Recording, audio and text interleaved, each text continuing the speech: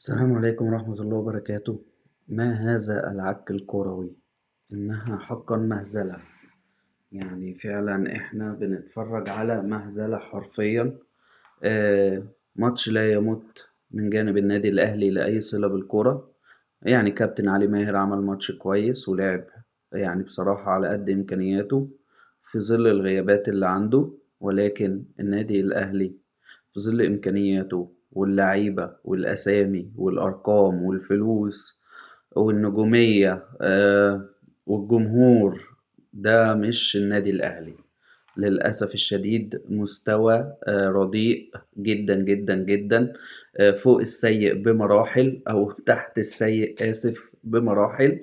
آه، ما يسمى حرفيا أو اللي احنا بنشوفه ده عك كروي بكل ما تحمله الكلمة من معنى.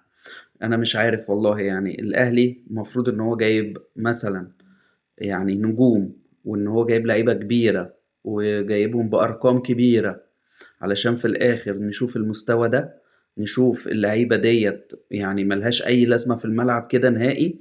رغم تشجيع الجمهور المتواصل والجمهور اللي عمال يعني زورة نبح طول الماتش، وهم ما عندهمش اي دم ولا اي احساس، ما بيسمعوش ما بيحسوش.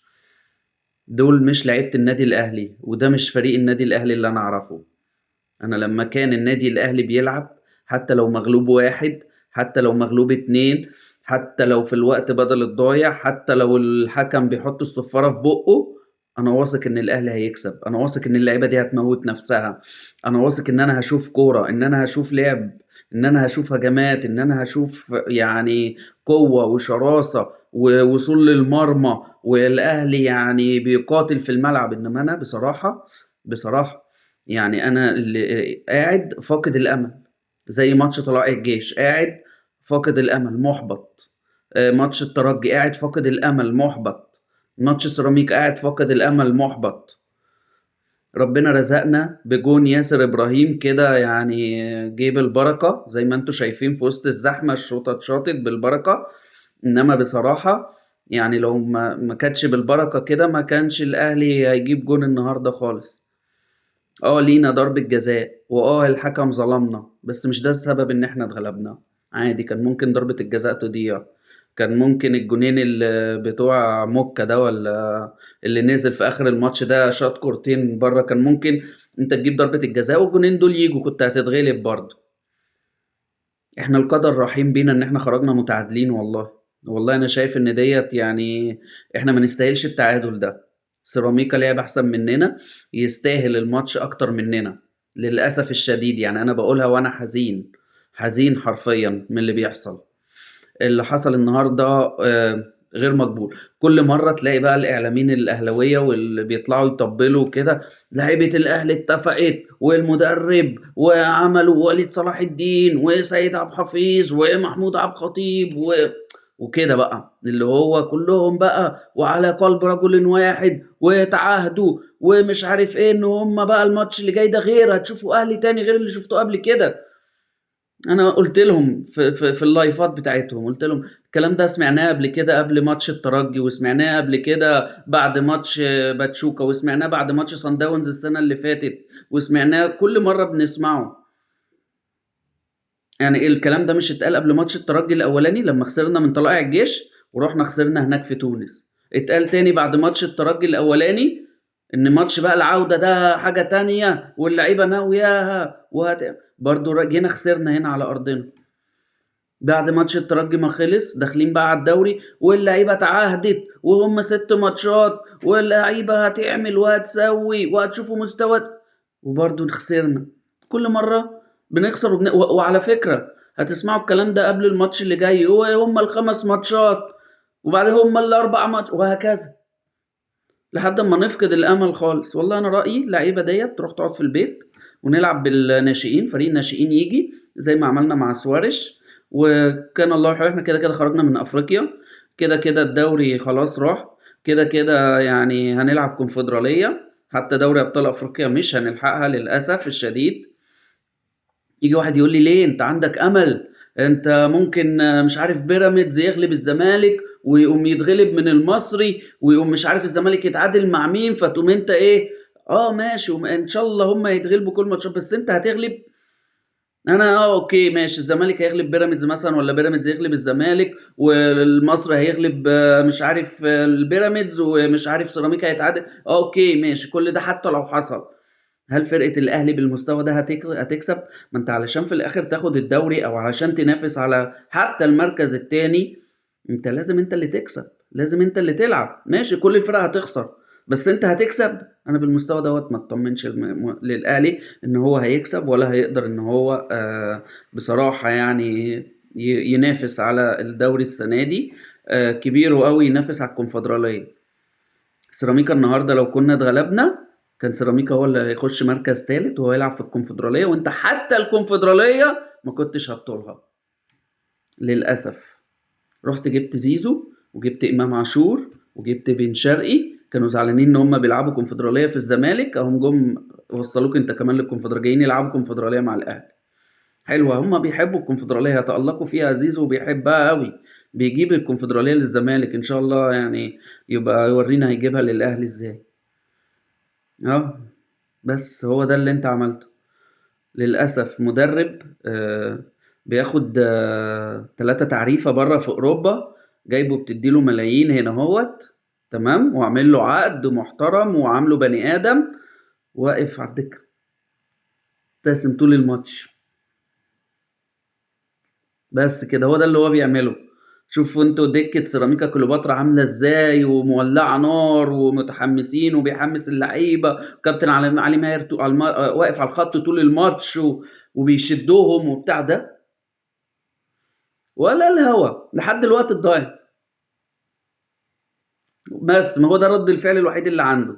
ضربة جزاء بقى تيجي، جون يجي، اي حاجة، مفيش غير كده. الابتسامة الفظيعة بتاعته دي، احنا شاريين الابتسامة، متعاطين مع البسمة الظريفة. واللعيبة برضو خلي بالك، ده برضو شاري لعيبة بملايين، وبرضو نفس الكلام، مفيش أي مردود منهم خالص. الدكة الكابتن علي ماهر شايط ومولع، وده قاعد بكل برود من أول الماتش لآخره، ما بيعملش أي حاجة. اللعيبة ما بصيش باصتين على بعض، ما بتبصيش باصتين على بعض، كل واحد يلا اجتهاد فردي، ايه كل واحد عنتر شايل سيفه وداخل لوحده كده مع نفسه وخلاص. مفيش مثلا 2 لعيبة مثلث يتعمل بتاع، مفيش الكلام ده خالص. خطة حتى فاول ركنية نشوف فكرة، أي فكرة في الملعب مفيش. هو أصلا المدرب عارف إن هو ماشي، سواء كسب الدوري، سواء خد التاني، سواء خد التالت، سواء خسر كل هو كده كده هيمشي. كسب كل الماتشات ولا خسر، هو كده كده ماشي، هو عارف، واللعيبة كمان عارفين. فالمدرب ولا فارقة معاه خالص، واللعيبة ولا فارق معاهم خالص، كل واحد معمول له عقد ويا باشا وضامن فلوسه وتمام ومية مية.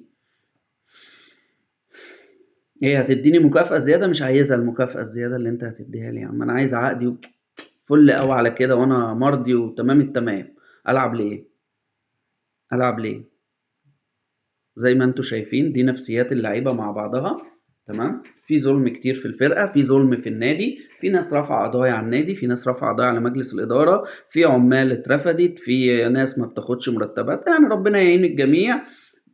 في زي ما قلت لكم عقود وهمية بتتعمل، خيال علمي يعني بصراحة، ناس ب2 تعريفة 3 تعريفة، لعيبة بقى ومدربين بتجيبهم ب5 و6 و10 و20 ضعف لمرتباتهم، ليه مش عارف. واحد زي كاموتش ده، كاموتش ده بياخد كام هناك؟ بياخد 100,000 مثلا، انت جايبه هنا. طب 100,000 في الموسم كله مثلا، ولا 200,000 بكتيره قوي في الموسم كله، انت جايبه هنا نص موسم ايه، 3 شهور، 3 شهور بنص مليون دولار مثلا هياخدهم في جيبه، غير النص مليون دولار اللي راحوا للنادي بتاعه، ولا 600,000. ايه ده اسمه ايه ده ينفع كاموتش اهو جايبينه قاعد على الدكه. فين شريف ما بيلعبش ليه؟ والله شريف بعمر المهاجمين دول كلهم. مين مروان عثمان ده اللي بيلعب على شريف؟ ايه مروان، والله العظيم بحس ان هو طفل لسه بيتعلم المشي، كل ما تجيله الكوره ويقوم واقع. طفل كانه لسه بيتعلم المشي جديد، لسه بيحبي. كل ما يجي تحس ان هو مش قادر يمشي كده بالكوره، وتلاقيه هوب يقوم واقع مثلا، تقوم مخبوطه، مفيش باصه بتطلع من رجله صح، ولا هو مهاري، ولا هو شويط، ولا بيلعب بدماغه، ولا هداف مثلا رجله حلوه على الجون. هو بينزل الملعب في اول الماتش كده يجري له جريتين اول 5 دقايق ويتعب وخلاص على كده، ويقول لك انا لعيب مجتهد وبجري وبتاع، بدون اي فايده وبدون اي لازمه. شوفوا اسامه ابو علي كان بيجري فين ويروح فين. انا ضد عوده اسامه ابو علي على فكره يعني، بس اتعلموا منه يعني. المفروض المهاجمين تبص وتتعلم كان بيعمل ايه ونجح ازاي. للاسف ده النادي الاهلي، لعيبه فاشله، مدرب فاشل، اداره يعني فاشله الموسم ده. هقول لك فاشله الموسم ده فقط، لان هي كانت ناجحه وليها نجاحات قبل كده عملتها، ولكن للاسف يعني ده اللي اقدر اقوله النهارده. واتمنى ان احنا نشارك في افريقيا يعني. خلاص الدوري بقى بعيد، فرق 5 نقط بينك وبين الزمالك، وهيبقى 5 نقط بينك وبين بيراميدز. آه، لو ما خدناش الدوري يعني اتمنى ممكن سيراميكا يعني ممكن يطلع هو بقى يشارك في افريقيا ولا بدالك يعني. لو انت هتمشي بالمستوى ده هو هيبقى افضل منك يعني، للاسف الشديد يعني. اخواتنا يعني، والكابتن علي ماهر حبايبنا عادي يعني، وخلينا احنا نريح على جنب شويه. انت دلوقتي ضاع منك دوري ابطال افريقيا السنه اللي فاتت، بيراميدز ضمن الوصول. ضاع دوري ابطال افريقيا السنه دي، فرقه تانية هتضمن الوصول لكاس العالم للانديه. ضاع منك دوري ابطال افريقيا السنه الجايه، فرقه تالتة هتوصل، لان انت مش هتصعد اصلا. مش هتبقالك غير سنه 2028 بس هي اللي انت المفروض تاخدها، لازم تاخدها، ما قدامكش حل تاني. طبعا التصنيف بتاعك هيقع، لان انت بتخرج من دور الثمانية في دوري ابطال افريقيا، واللي جاية مش هتشارك فيها. فما تتوقعش ان انت مثلا فرقة ممكن تاخدها مرتين فانا هصعد بالتصنيف، ده احتمال صعب. ان فرقة تاخدها مرتين ده احتمال صعب. ولو حصل ان انت تاخدها بالتصنيف وانت اصلا مش هتصعد، فبرضو ده احتمال صعب. ده اللي عندي النهاردة، وأتمنى يعني الأهلي يعني يكون إن شاء الله بإذن الله يحضر للموسم اللي جاي كويس. زيزو وإمام عاشور وتريزيجيه، تريزيجيه يفضل، هو الوحيد اللي يفضل. زيزو وإمام عاشور وبن شرقي دول يشوفوا لهم السكة. المدرب ده طبعا هيشوف له سكة. نجيب مدرب مصري، ماله علي ماهر ولا ماله عماد النحاس انا برضو مش مع فكرة حسام البدري أوي، بس احسن من اللي احنا بنجيبهم من بره دول برضو كلهم. والله لسه احسن من اللي بنجيبهم من بره دول كلهم. يعني سبحان الله يعني، ما فيش عندنا تقريبا حد في الهجوم خالص شغال. يعني حتى الجون جابه ياسر إبراهيم المدافع، كرة يعني كده خبطت وراحت له وشاطها في وسط الزحمة ودخلت جون. فطبعا يعني الكلام ده صعب جدا، مفيش فرقة هتمشي بالموضوع ده خالص يعني بصراحة. يعني أنا ما شفتش محمد بسام تقريبا طول الماتش غير في آخر دقايق. آه، كده يعني. هل الدوري كده ضاع؟ طيب هل الجون غلطة شوبير؟ صح. هل الجون غلطة شوبير؟ ما اقدرش اقول الجون غلطة شوبير، هو شوبير يتحمل في الخطأ، ولكن اللعيبة كلها تايهة يعني، ما جاتش على شوبير يعني. هو كمان سرح له شوية يعني، عادي يعني مش هتفرق. كرة كان ممكن يصدها، كان ممكن يصدها، هي مباغتة وصعبة ولكن كانت تتصد بصراحة. بس معلش كل جون بيغلط يعني. بس اللعيبة كلها النهاردة ما كانتش كويسة خالص، اللعيبة كلها ما كانتش كويسة خالص. ضربة الجزاء هي ضربة جزاء صحيحة، الحكم ما حسبهاش وفيها تعنت. في امل في الدوري، في امل، بس انت تكسب. في امل يعتمد عليه ان انت تكسب، وده انا يعني فاقد الامل فيه بصراحة. إن شاء الله نتمنى التحكيم يبقى أفضل من كده. نتمنى الأهلي ما ينتظرش إن التحكيم يبقى أفضل، الأهلي هو يصلح من نفسه ويبقى أفضل. أتمنى إن إحنا نلعب بالناشئين، نطلع اللعيبة دي على الدكة عادي جدا. حسام البدري كنا شايفينهم قاعدة أبو تريكة وبركات وعماد متعب على الدكة وبيكسب الترجي في تونس، فده شيء عادي يعني. مش حاجة مشكلة يعني اما نطلعهم على الدكة يعني. تريزيجيه كويس، الشحات ماشي ممكن يشد حلو شوية بس ما يأننش. ونلعب رمضان مثلا في النص، كوكا يقفل عادي يعني. ممكن في بدايل كتيرة ليهم يعني، مش هم آخر العالم. كانت غلطة، غلطة إن إحنا جِبنا من أول إمام عاشور، الغلطة من أول ما جِبنا إمام عاشور. للأسف الشديد كانت غلطة لمجلس الإدارة، لأن طبعًا كان معروف تاريخه وكده فبصراحة استمرارهم أنا شايف إن هو زي قِلّته. ممكن مدرب ييجي يشغّلهم كويس وكده، ولكن أبناء الأهلي أعتقد إن هم هيأدّوا أفضل، وهيكون مستواهم أفضل من كده بكتير. إن شاء الله بإذن الله نتمنى التوفيق للنادي الأهلي، وإلى اللقاء.